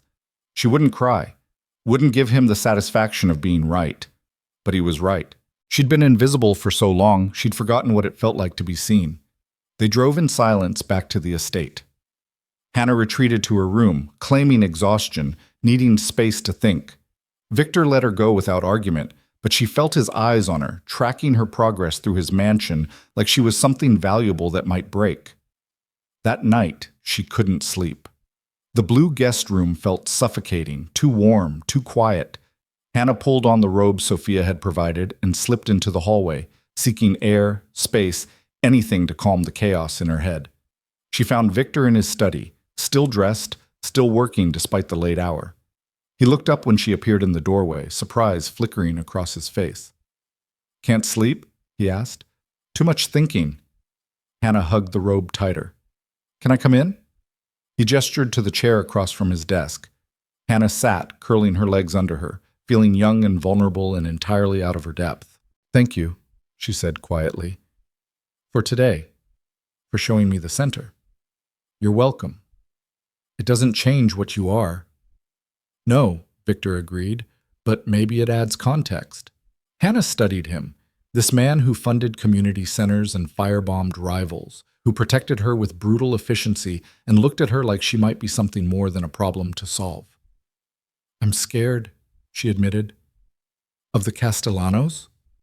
Of you. The truth hung between them, raw and honest. Of how normal this is starting to feel. Of how I'm starting to understand your logic, even when I shouldn't. Of how when you look at me, I feel... She stopped, not ready to finish that sentence. Victor set down his pen, giving her his complete attention. What do you feel, Hannah? Seen. The word came out barely above a whisper. For the first time in years, someone actually sees me. And I hate that it's you, and I hate that it matters, and I hate that I don't want to leave as much as I should. Silence stretched, heavy with words neither of them knew how to say. Then Victor stood, moving around the desk with deliberate slowness. He crouched in front of Hannah's chair, putting them at eye level, his dark eyes searching hers. I see you, he said simply. Every day, every moment, I see how strong you are, how you're fighting to keep your fear from controlling you. I see how smart you are, how you process everything and miss nothing. I see you, Hannah Cole. And I'm not letting you go. Because of the Castellanos. Because of a lot of things. His hand came up, cupping her face with surprising gentleness. But mostly because you walked into my car by accident, and somehow that accident became the most important thing that's happened to me in years. Hannah's breath caught. Victor, I'm not asking you to feel anything, he said quietly. I'm just telling you the truth. You matter to me. More than strategy, more than safety. You. She should pull away. Should remind him this was Stockholm Syndrome, or trauma bonding, or any of a dozen psychological explanations for why captive and captor shouldn't feel anything beyond fear and control. Instead, Hannah leaned into his palm, letting herself have this moment of connection with a man who was wrong for her in every possible way. "This is insane," she whispered. "Yes." Victor's thumb brushed across her cheekbone. "But sanity is overrated." They stayed like that, frozen in a moment that felt both infinite and fragile, teetering on the edge of something neither of them could take back. Then footsteps sounded in the hallway, and Victor pulled away, standing smoothly as Marco appeared in the doorway. "Boss, we have a problem." The softness disappeared from Victor's expression, replaced by cold focus. "What kind?" "Castellano sent a message. They're done waiting." Marco's face was grim. "They want a meeting, tomorrow night. Just you and Castellano, neutral ground." "It's a trap." "Probably, but if you don't show, they'll interpret it as weakness." Victor cursed, running a hand through his hair. "Fine, set it up. But I want our best people there, hidden. Any sign of trouble, we end this." "What about Hannah?" Both men looked at her, and Hannah felt the weight of their attention like a physical thing. "Hannah stays here," Victor said firmly. "Locked down, maximum security. No one in or out until I get back." "I'm not a child," Hannah protested. "No, you're a target." Victor's voice hardened. "And I'm not giving them any opportunity to use you against me. Marco, assign guards to her room. She doesn't leave the estate for any reason." "Victor." He turned to her, and the look in his eyes silenced her protest. "Please, Hannah, just this once, don't fight me. Stay here. Stay safe. Let me handle this." The please broke something in her chest. Victor Morelli didn't beg, didn't ask, didn't show vulnerability. But he was asking now, and Hannah saw fear beneath the control. Fear for her, fear of losing something he'd claimed as his to protect. "Okay," she said softly. "I'll stay." Relief flickered across his face, quickly masked. "Thank you." He left with Marco, already planning strategy, preparing for whatever trap the Castellanos had set. Hannah sat alone in his study, surrounded by the trappings of his empire, and realized with devastating clarity that she was in far more danger than she'd thought.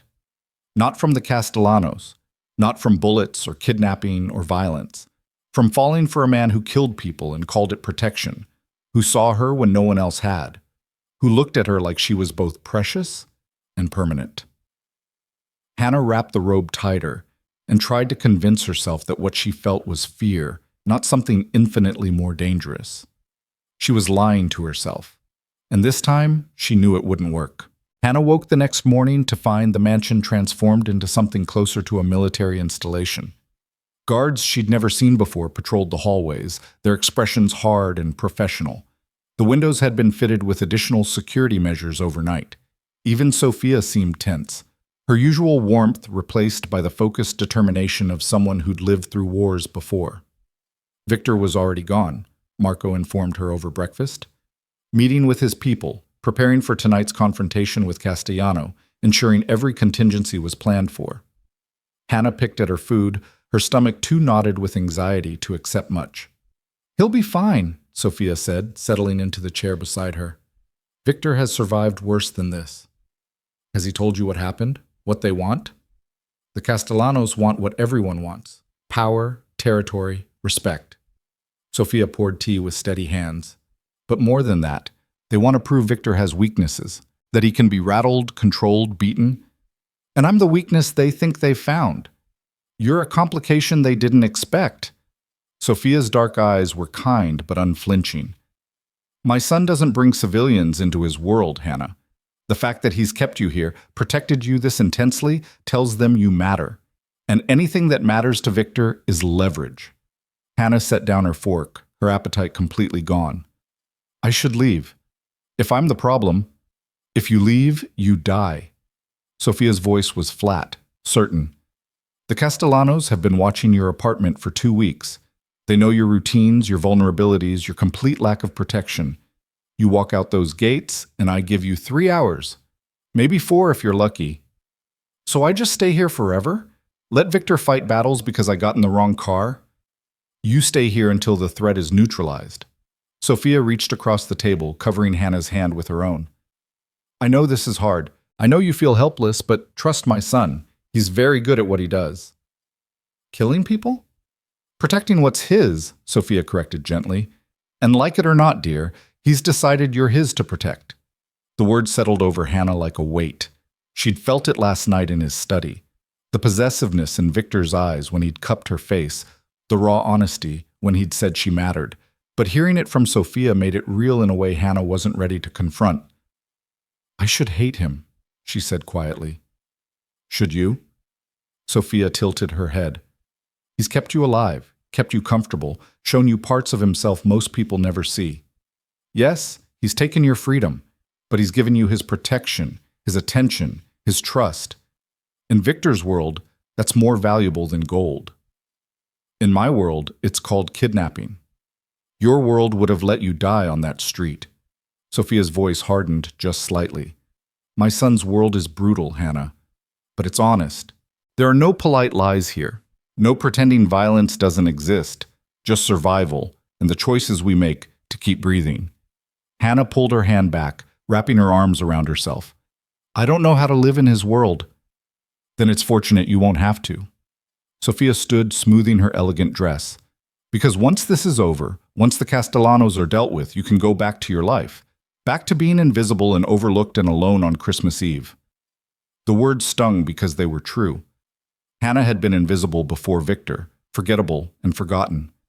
Now she was seen, valued, protected by a man who killed people and built community centers with equal precision. What if I don't want to go back?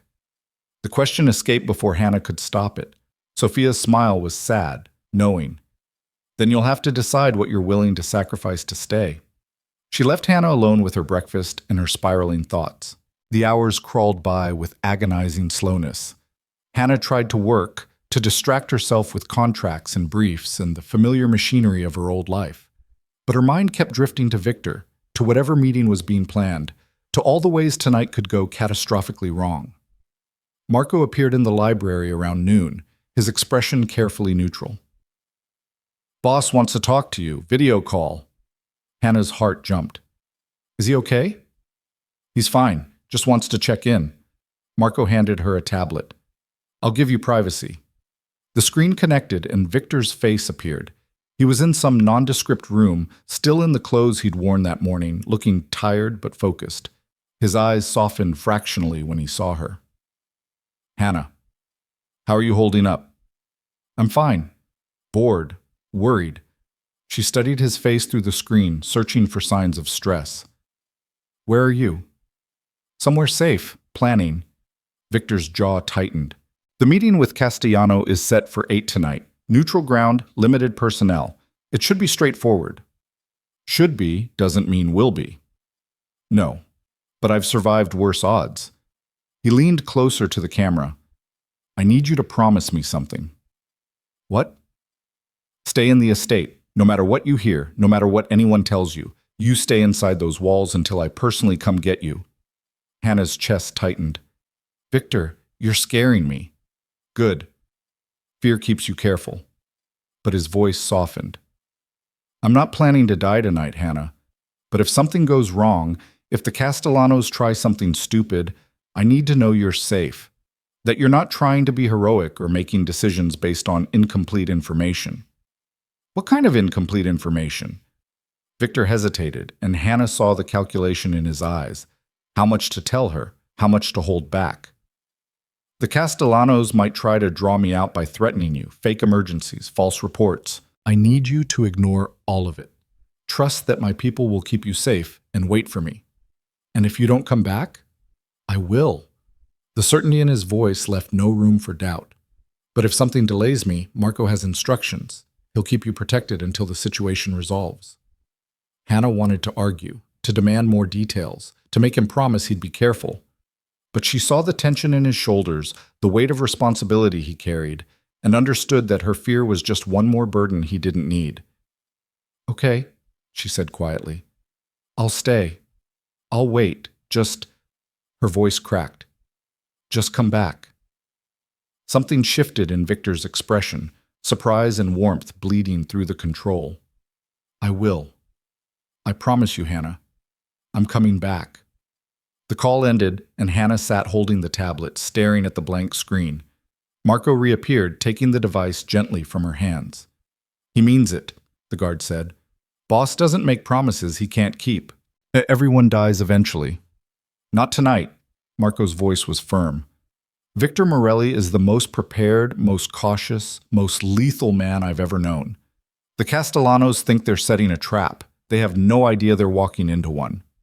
Hannah wanted to believe him, wanted to trust that Victor's planning and power would be enough.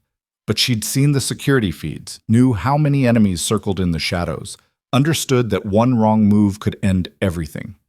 The afternoon stretched into evening with agonizing slowness. Sophia tried to distract her with conversation, with tea and small talk, but Hannah couldn't focus on anything except the clock ticking toward 8. She found herself in the library, pacing between bookshelves, her mind conjuring worst-case scenarios faster than she could dismiss them. At 7:30, the mansion went quiet. The guards doubled their presence, their faces set in grim determination. Hannah stood at the library window, watching darkness fall over the estate, and felt utterly helpless. Then, at 7:45, everything went to hell. The explosion wasn't loud, muffled by distance and walls, but Hannah felt it through the floor, a tremor that rattled windows and made her heart stop. Alarms shrieked to life, red lights flashing in the hallways. Shouts erupted from somewhere in the mansion, guards running with weapons drawn. Marco burst into the library, his face hard. Safe room. Now! What's happening? Breach at the north gate. They used explosives. He grabbed her arm, already moving. We need to get you secured. Hannah's mind raced as Marco dragged her through corridors she barely recognized. Victor said it was a trap. It was. But not the one we expected. Marco's voice was tight with controlled fury. They never intended to meet. This was always about getting past our defenses while everyone was focused on the meeting point. They reached the basement, the concealed door to the safe room already open. Marco shoved Hannah inside, his eyes scanning the hallway behind them. Lock it. Don't open for anyone except me or Victor. Code word is Phoenix. Marco, lock it. He slammed the door and Hannah heard the heavy bolts engage automatically. She stood in the reinforced room, her breathing ragged, her whole body shaking. The safe room was exactly as Victor had shown her. Supplies, communications equipment, weapons she hoped she wouldn't need. But it felt different now. Not like a precaution, but like a tomb. Hannah forced herself to breathe, to think like a lawyer instead of a terrified civilian. Victor had planned for this, had shown her this room, taught her protocols, prepared for catastrophic failure. She just had to trust his preparation. Gunfire erupted somewhere above her, sharp cracks that made her flinch even through the reinforced walls. She could hear shouting, the thunder of boots on marble, the chaos of battle happening in a mansion that had felt safe just hours ago. The communications panel crackled to life, and Marco's voice came through, strained. Hannah, you okay? She grabbed the radio. I'm fine. What's happening?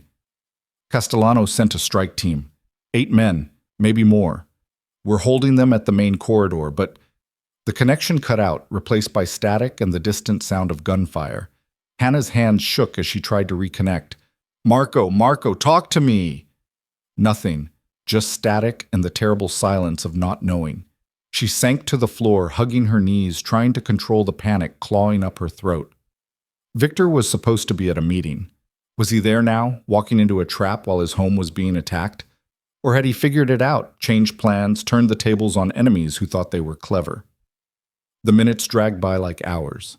Hannah counted her breaths, recited case law in her head, did anything to keep from imagining all the ways this could end in blood and death. Then the door handle rattled. Hannah froze, every muscle tensing. The handle turned again, more forcefully, followed by a male voice she didn't recognize. Anyone in there? Not Marco, not Victor. Someone else. Hannah grabbed one of the weapons from the rack, a handgun Victor had shown her how to use, though she'd never imagined actually needing it. Her hands trembled as she aimed at the door, her lawyer brain screaming that this was insane while her survival instinct insisted it was necessary. I know you're in there, Hannah. The voice was smooth, almost friendly. I can hear you breathing. Why don't you open up? We just want to talk. Go to hell, Hannah called back, surprised by the steadiness in her voice. Laughter. Brave, I like that. But you're only delaying the inevitable. Your boyfriend isn't coming to save you. He's dealing with his own problems right now. He's not my boyfriend. The words felt absurd even as she said them. No? That's not what our intelligence suggests.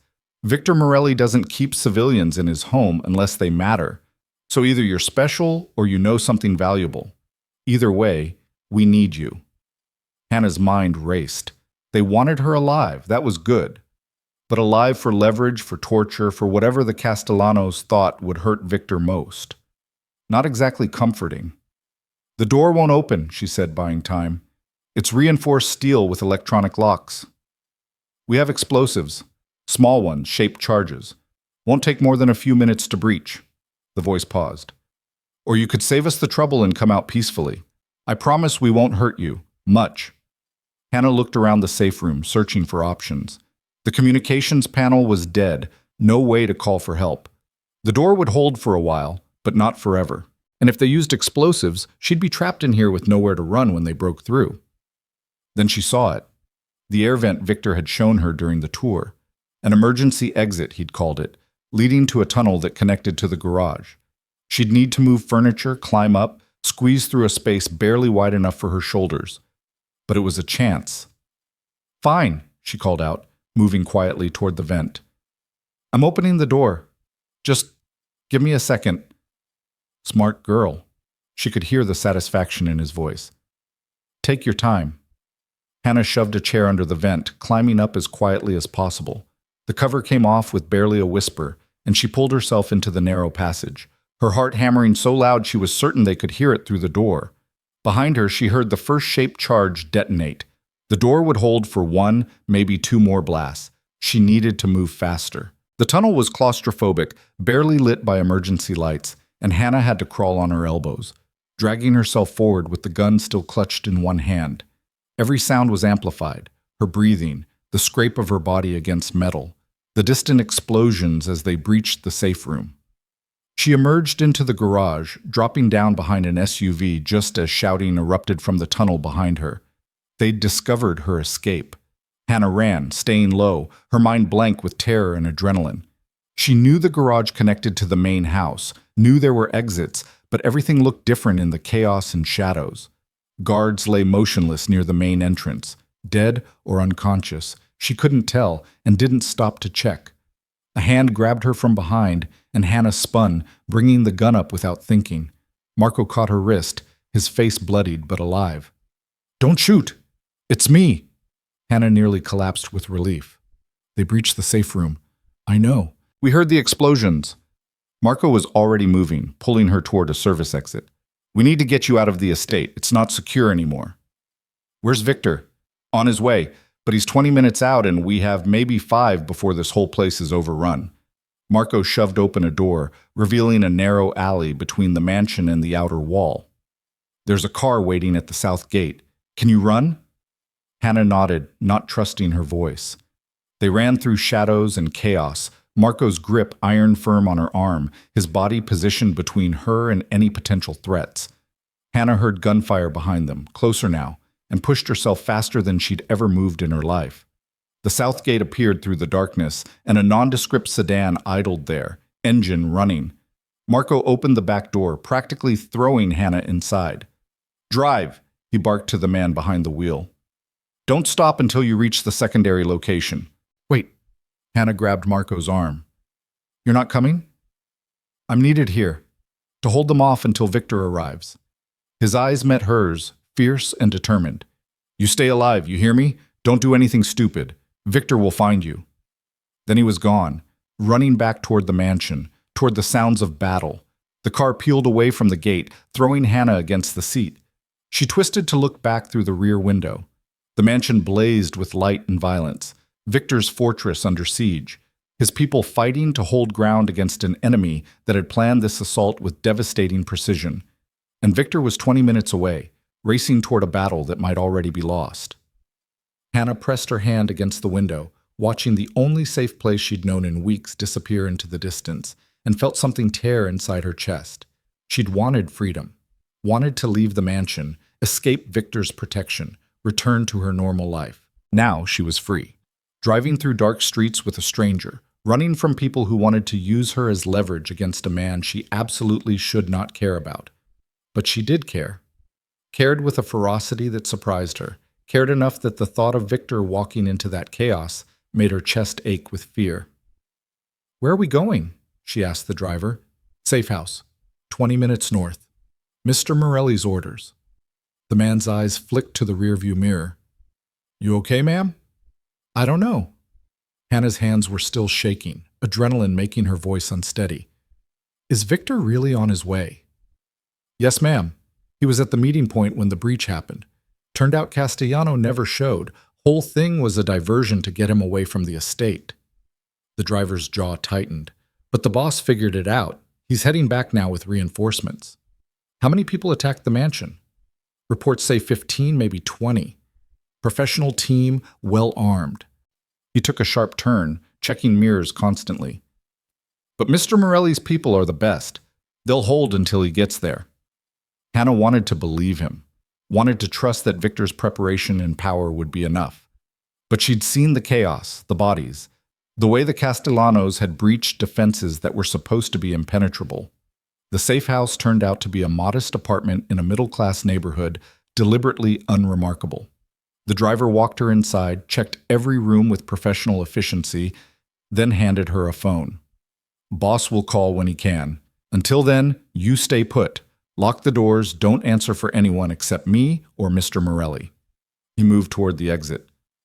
"There's food in the fridge, supplies in the bathroom. You'll be okay here." "Wait, what's your name?" The driver paused, something almost like sympathy crossing his face. "Tony, ma'am, and for what it's worth, the boss is going to be fine. Takes more than the Castellanos to bring down Victor Morelli." Then Hannah was alone in a strange apartment, the silence oppressive after the chaos of the mansion.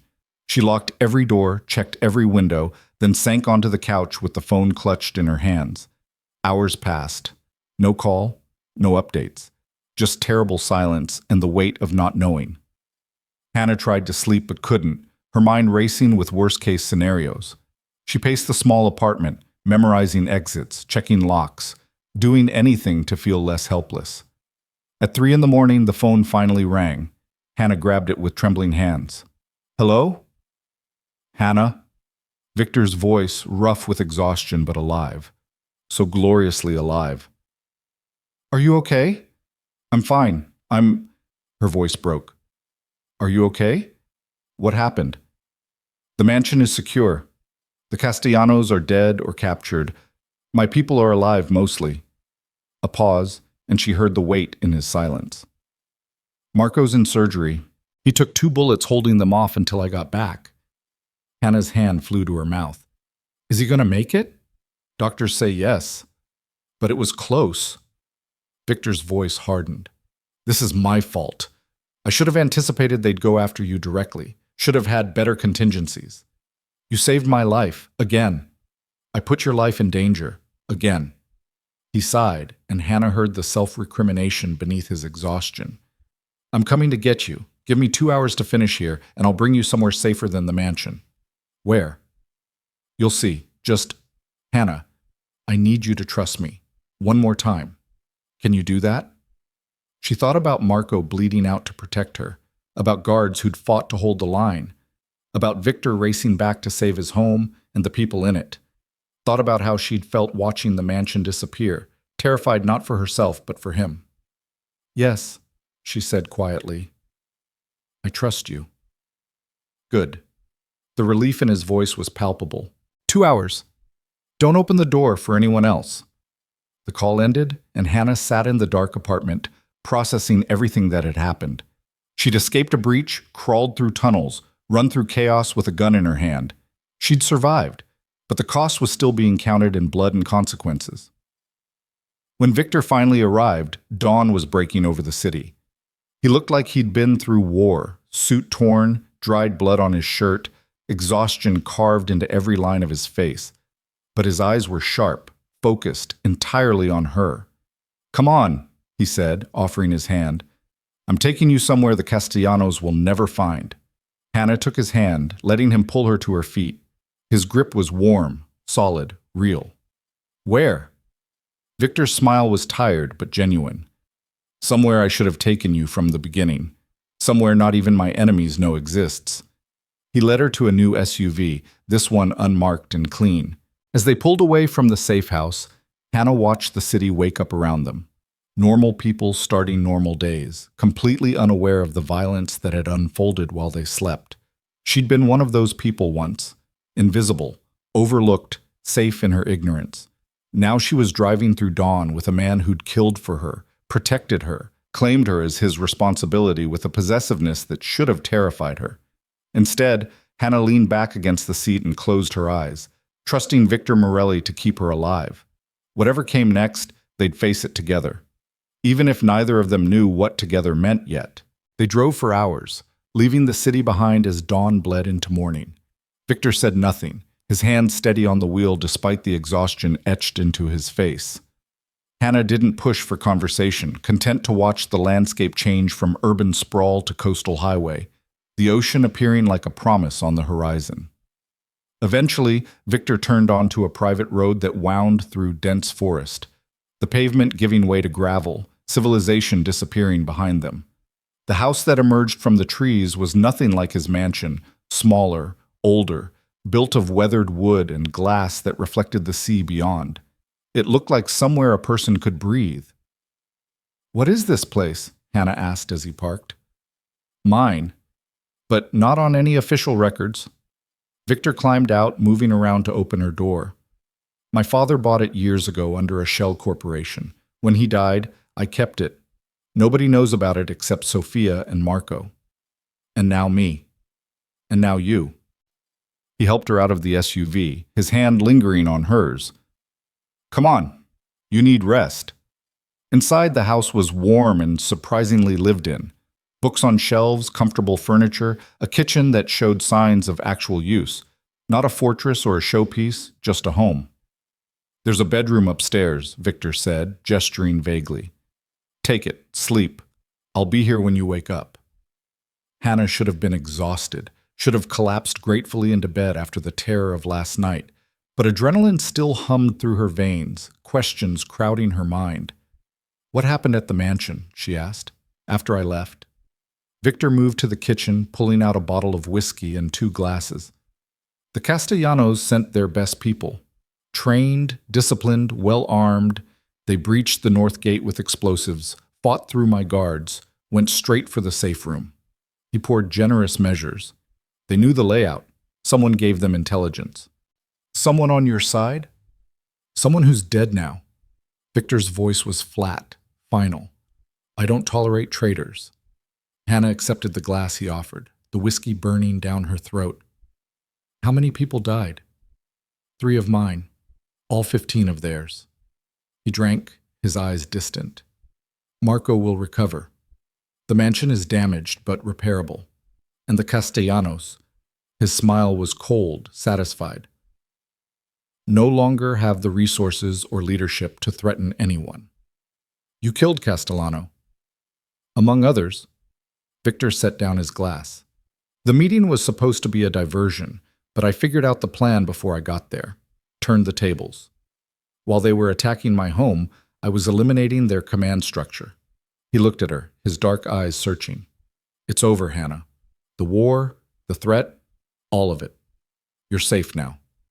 The words should have brought relief, should have made her happy, grateful, ready to reclaim her life. Instead, Hannah felt something twist in her chest that had nothing to do with safety. "So I can go home." "If you want to." Victor's tone was carefully neutral. "Your apartment is still there, your job, everything waiting for you to walk back into your life." "My invisible life." "Your normal life," he corrected gently. "The one you had before I ruined it." Hannah laughed, sharp and bitter. "You didn't ruin it, Victor. You exposed how empty it was." She set down her glass, suddenly unable to sit still. "I've been thinking about this, about what I go back to. Working 80 hours a week for people who don't value me, coming home to an empty apartment, being forgettable and forgotten. Is that really better than this? This is a house in the middle of nowhere with a man who kills people for a living. This is a place where someone actually sees me." Hannah turned to face him, the truth spilling out before she could stop it. "You see me, Victor?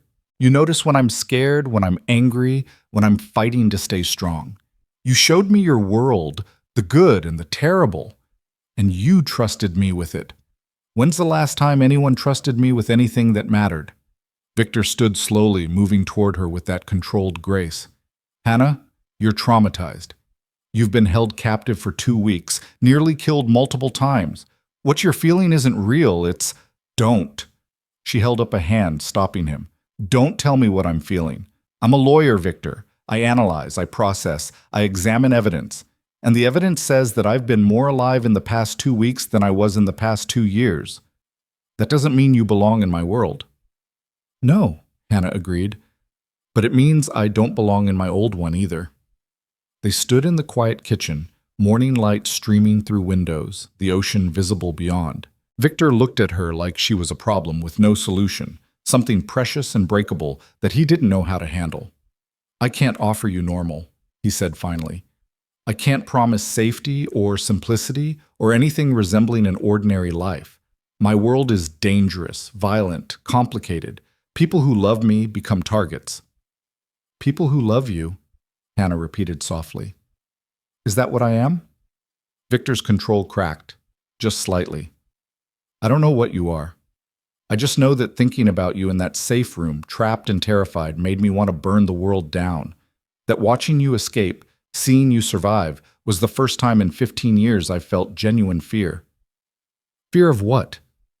Of losing something that matters more than territory or power or any of the things I've spent my life protecting. He reached out, cupping her face with both hands. You matter, Hannah Cole, more than you should, more than is smart or safe or reasonable. Hannah's breath caught. Then stop trying to send me away. I'm trying to give you a choice, a real one, not made under duress or fear. His thumbs brushed across her cheekbones. You can go back to your life. I'll make sure you're protected, that the Castellanos situation doesn't touch you. You'll be safe, normal, free. Free and alone. Or, Victor's voice dropped, becoming something raw and honest. You can stay. Here. With me. Build something new that isn't your old life or my criminal empire, but something we create together. What would that look like? I don't know. His smile was slight, almost vulnerable. I've never tried this before. Never wanted to. But with you, he stopped, searching for words. With you, I want to try. Hannah felt tears burn behind her eyes. I'm terrified. Good. So am I. Victor leaned his forehead against hers. But I'd rather be terrified with you than safe without you. She kissed him. It wasn't planned or calculated, just a desperate need to close the distance between them, to make real what had been building for weeks. Victor responded immediately, his control shattering as he pulled her closer, kissing her like she was oxygen and he'd been drowning. When they finally broke apart, both breathing hard, Hannah saw something in his eyes she'd never seen before. Hope, fragile and new. Stay, he whispered. Please, stay with me. On one condition. Victor tensed. What? I need to fix this. The legal vulnerability that the Castellanos used, the gaps in your defenses. Hannah's mind was already racing, seeing patterns and solutions. Let me help, really help, not just as someone you're protecting, but as someone who can make your empire stronger. You want to work for me? I want to work with you. She pulled back enough to meet his eyes. I'm a good lawyer, Victor, a great one, actually. And I've spent 2 weeks studying your operation, seeing the weaknesses, understanding the threats. I can help you build something that doesn't rely entirely on violence and fear. Victor studied her, surprise and respect warring in his expression. You're serious. Completely. You showed me your community center, the good you can do with power. Let me help you do more of that. Legitimize parts of your empire, create legal shields, find ways to protect your people without constant warfare. Hannah straightened, feeling more certain than she had in years. I'm tired of being invisible, Victor. Tired of wasting my skills on people who don't value them. Give me something real to fight for. And if it's dangerous, then I'll be scared and brave at the same time, just like I've been for 2 weeks. Victor's laugh was soft, genuine. You're remarkable. You know that? I'm practical. But she smiled. And I'm choosing this. Choosing you. Not because I'm trapped or traumatized, but because for the first time in my life, I see a future that isn't just existing, it's living. He kissed her again, softer this time, like a promise. Then we do this together. Build something new. They spent the next 3 days at the coastal house, planning and healing and learning each other without the pressure of immediate danger. Victor showed Hannah his business, not just the criminal elements, but the legitimate holdings, the community investments, the network of people who depended on him for protection and livelihood. She absorbed it all with a lawyer's precision, already seeing strategies and solutions. On the 4th day, Hannah sat cross-legged on the couch with her laptop, reviewing documents Victor had provided. Something caught her attention, a pattern in the Castellano family's recent transactions, a legal vulnerability so obvious she almost laughed. Victor, come look at this. He appeared from the kitchen, coffee in hand. What did you find? The Castellanos were running their operation through a series of shell corporations, right? Standard money laundering setup. Hannah pulled up files, her excitement building. But they made a mistake. 3 of these corporations share the same registered agent, and that agent has been under federal investigation for tax fraud. So if the FBI connects those corporations to the agent's illegal activities, they can seize everything: bank accounts, properties, businesses. Hannah looked up at him. I can make that connection for them, anonymously. Give them enough evidence to bring down the entire Castellano financial network without you firing a single shot. Victor set down his coffee, leaning over her shoulder to study the screen. They'd lose everything. Everything they built through illegal means, yes. Their legitimate holdings would be frozen during investigation. It would cripple them completely. She pulled up more documents. And the beauty of it is, it's entirely legal. I'm just pointing federal investigators toward publicly available information they should have found themselves. You're weaponizing the law. I'm using the tools I have. Hannah smiled. You use bullets and intimidation. I use legal code and strategic intelligence. Same goal, different methods. Victor was quiet for a long moment, studying the documents with new appreciation. Then he pulled Hannah to her feet, kissing her with fierce pride. You're brilliant, dangerous, and brilliant.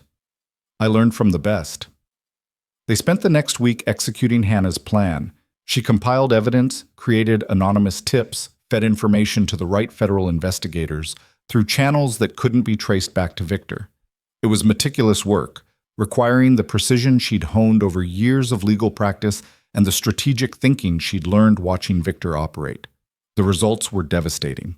Within 10 days, the FBI raided 17 Castellano properties, froze 43 bank accounts, and arrested 11 family associates. The Castellano empire, already weakened by Victor's attack on their leadership, collapsed entirely under the weight of federal prosecution. And Victor Morelli's hands were completely clean. Hannah watched the news coverage from the coastal house, Victor's arm around her shoulders, and felt satisfaction burn through her veins. This was what power looked like when wielded with intelligence instead of just force. This was what she could do when someone actually valued her skills. The remaining Castellanos are trying to flee the country, Victor murmured, reading updates on his phone. The ones who aren't already in federal custody. Will they come after you?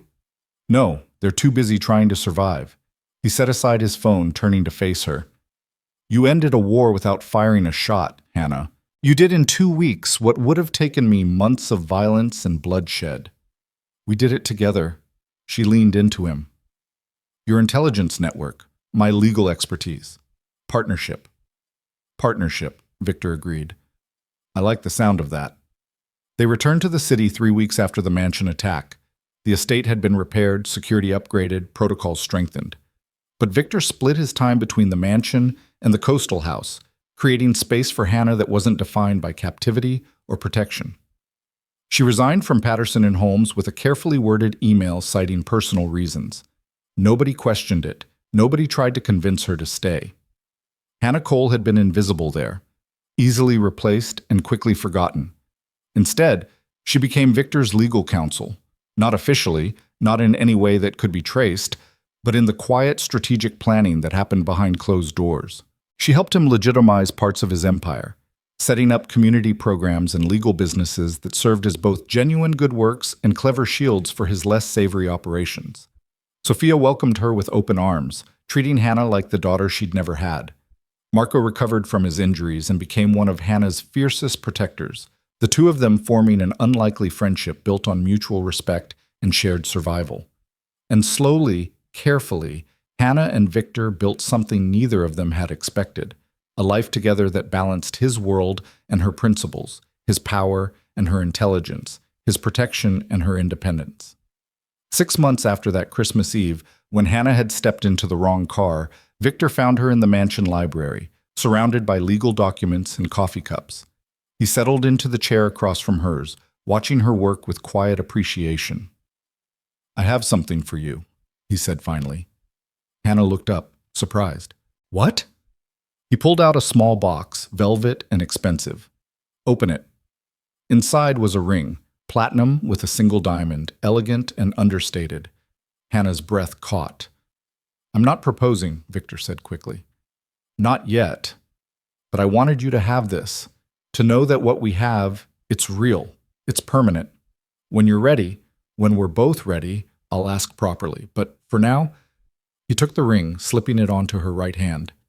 "This is a promise, that you're mine and I'm yours, and we're building something that matters."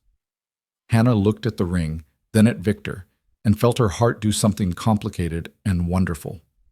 "I love you, you know that, right?" "I know." His smile was soft, genuine. "I love you too, even though you're the most complicated, dangerous thing that's ever happened to me." "Right back at you." She kissed him, the ring catching light, a symbol of promises made and futures chosen. They were an unlikely pair, the invisible lawyer and the notorious criminal, the woman who'd wanted nothing but normal and the man who'd never known peace. But they fit together in ways that defied logic, balanced each other's darkness and light, built something new from the wreckage of everything they'd been before. Hannah had stepped into the wrong car on Christmas Eve, looking for nothing but a ride home. Instead, she'd found a life worth living, a partner worth fighting for, and a love she never knew she needed. The mansion that had been her cage became her home. The man who'd held her captive became the person who set her free, and the woman who'd been invisible finally became seen. Not because someone noticed her, but because she'd found someone who made her want to be visible. 2 years later, on a cold December night that echoed the one where everything began, Victor and Hannah stood in the library of their coastal house. Snow fell beyond the windows, the ocean barely visible in the darkness. "Ready?" Victor asked, his hand warm in hers. "Always." Hannah smiled, looking at the marriage certificate they'd just signed, witnessed by Sophia and Marco. No big ceremony, no elaborate celebration, just two people choosing each other, again and always. Victor pulled her close, kissing her with the kind of certainty that came from knowing someone completely, their fears and strengths, their past and future, their darkness and light. "Merry Christmas, Hannah Morelli," he whispered against her lips. Hannah laughed, the sound bright and genuine and free. "Merry Christmas, husband." Outside, the world continued its complicated dance of law and crime, violence and peace, power and vulnerability. But inside the coastal house, two people who'd been lost and alone had found something better than safety or freedom. They'd found each other.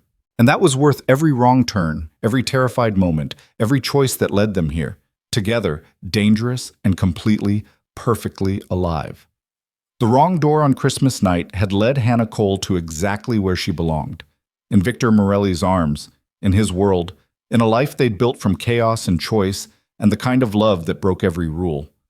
She wouldn't have changed a single moment. Not the fear, not the fighting, not the impossible choice between freedom and belonging. Because all of it, every terrifying, beautiful second, had led her home. And home, Hannah discovered, wasn't a place.